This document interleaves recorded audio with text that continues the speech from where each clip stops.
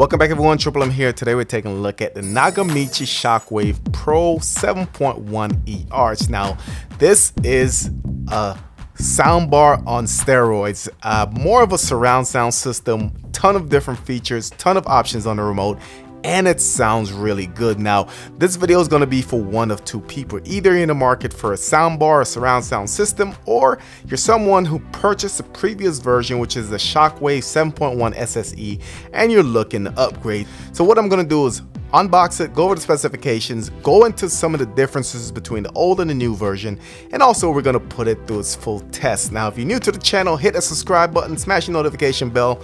Let's go ahead and jump into it.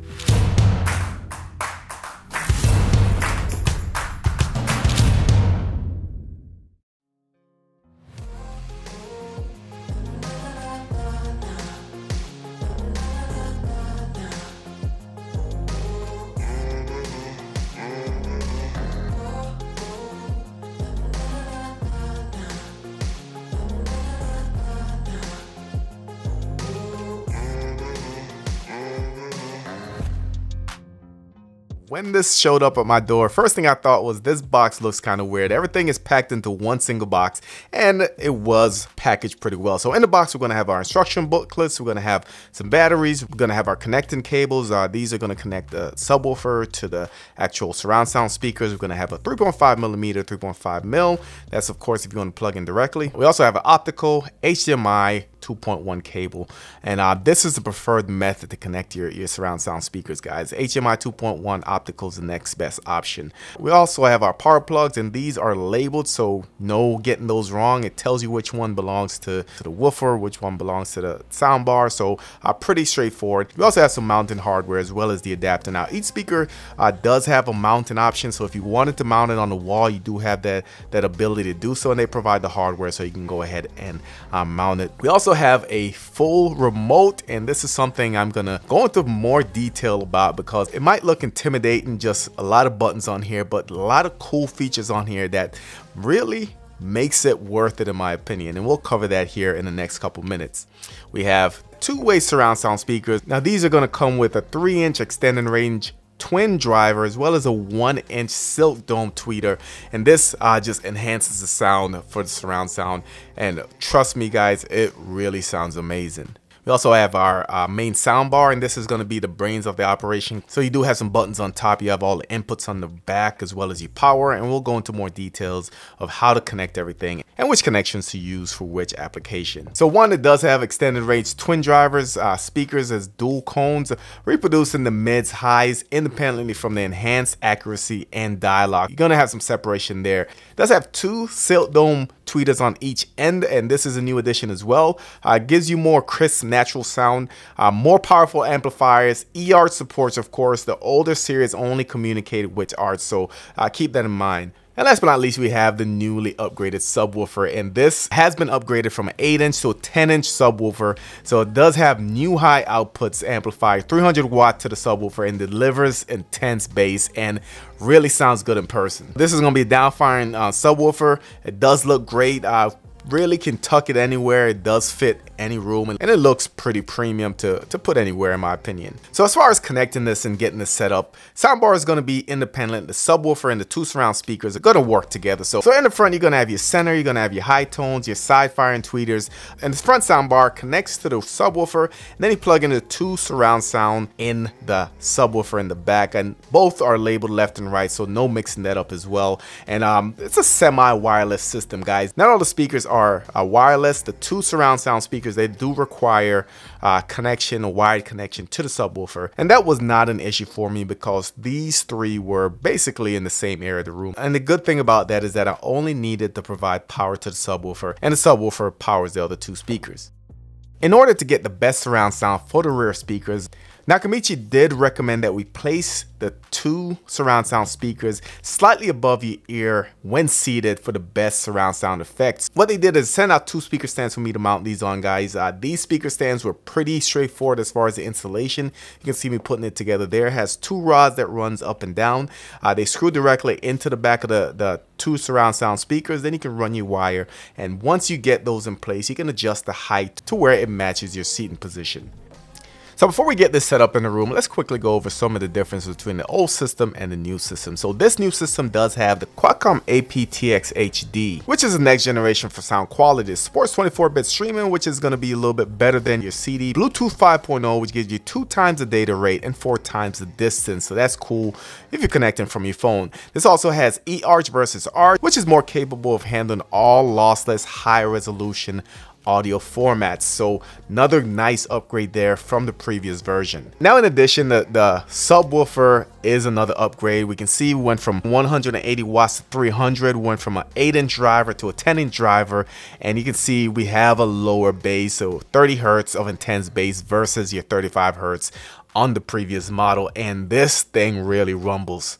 We also have upgraded surround sound speakers, drivers, and amplifiers. So the power output is now up to 850 watts versus previous 600. Extended range of twin cones, crystal clear dialogue, louder, more distinct, lifelike sound effects, and you hear that when we go over to the living room. Silk dome tweeters. This gives you a cleaner, crisp, natural highs, and it delivers a wider, more realistic, cinema-like soundstage.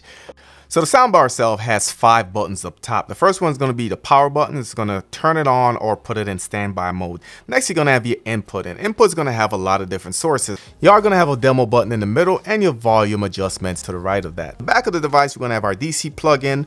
To the left, to the right, we're going to have our optical, your USB, and the USB is for a firmware update. Next to that, you have your coaxial, your auxiliary. Over to the side, you have HDMI 2, HDMI 1, HDMI 3, and HDMI 4. So about these HDMI inputs, so HDMI 1 is going to be the ARC/eARC input. This supports HDCP 2.3, Dolby Vision, 4K HDR, as well as your 4K HDR pass-throughs. In the back of the subwoofer, you do have some buttons and options as well, and let's quickly run through them. So first, you're going to have your pairing button.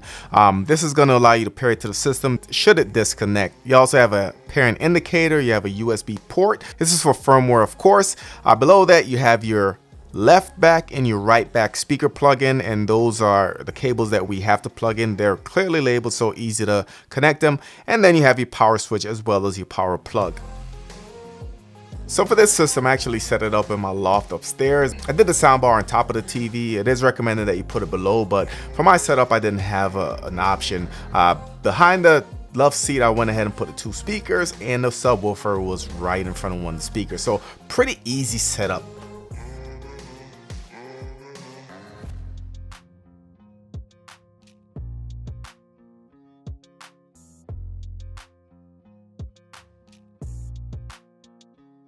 So of course the audio is not going to translate exactly over the video footage, but I'll go ahead and give you some samples.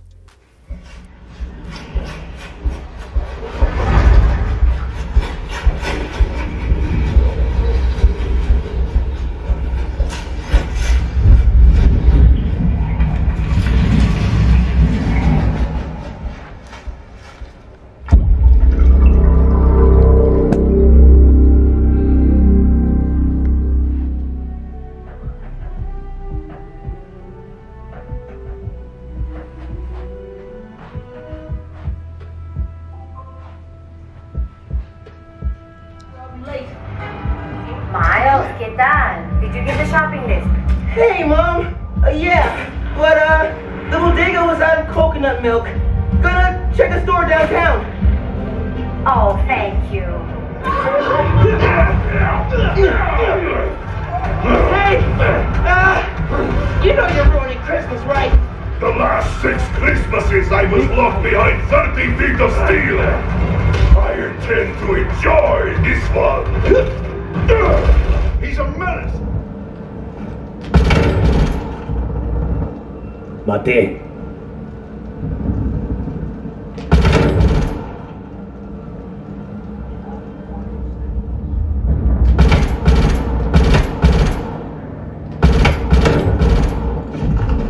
Serve the code.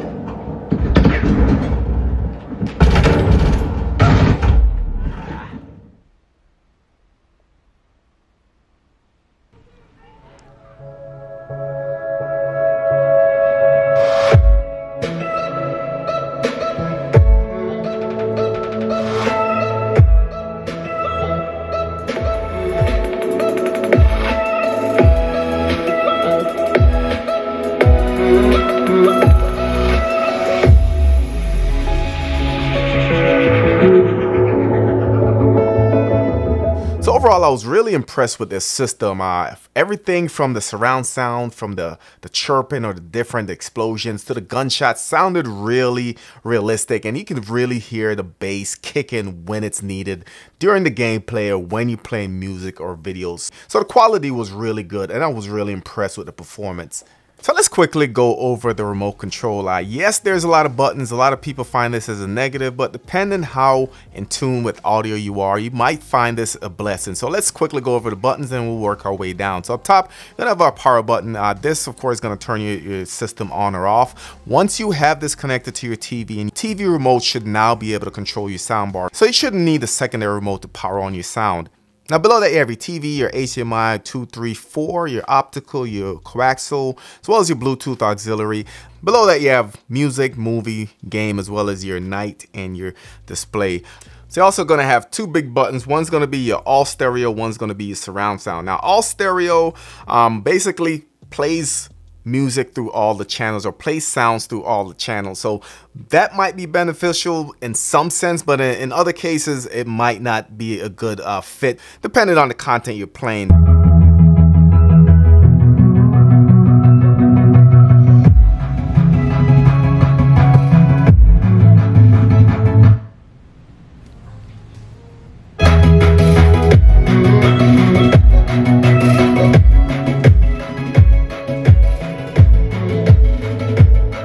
Now below that you have your setup button. The setup is going to let you get into some of those advanced settings. So for instance, you can play with the LED brightness, set the lip sync. So if the lip isn't exactly synced with the music, you can adjust that. You can adjust the room size. You can toggle your DRC on and off, go to power saving mode. So a lot of different options within that settings. And they did dedicate a page in the instruction manual just to go over those basic settings. Next, you're gonna have your info button. You press the info button once, you'll see the audio format on the Soundbars LCD. So it can tell you if you're doing Atmos, True HD, Dolby Atmos Plus.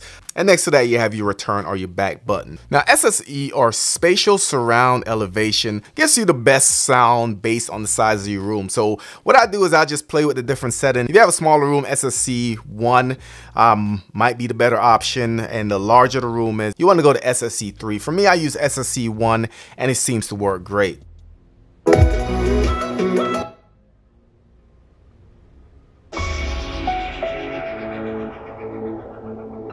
So besides that, you do have these buttons with the CR, TR, SS, and SB. What that does is basically give you the ability to adjust your individual zones. So one's going to be for your high tones, one's going to be for your surround sound, one's going to be for your side firing speakers. The other one is going to be for your center. So you can turn each individual zone up and down, and it all depends on your personal preference. Below that you have system memory. So once you set your personal preference, you can go ahead and save it to memory. You have three options there. They do have play, pause, fast forward, and rewind, and that's for Bluetooth mode only. So that's a great option if you're playing from your phone. So overall, I love this system, guys. This will work in mostly any room that you're gonna have inside your house. As far as the pros and cons, pros, gonna have great music. The bass is amazing. The remote pretty much got everything that you need. All the buttons are there, and that's kind of rolling into a con because I can see in some cases where some people may be overwhelmed by the remote. What I would like to see is probably all those features put into an application where you can connect to the speaker system via Bluetooth. Then you can access those settings and you can keep the remote. So I'm going to leave a link where you can go ahead and pick it up. If you guys have any additional questions about the speaker, drop it in the comments. Again, big shout out to Nakamichi for sponsoring this video. If you're new to the channel, hit the subscribe button, smash the notification bell. Thank you for watching, and I'll catch you on the next one.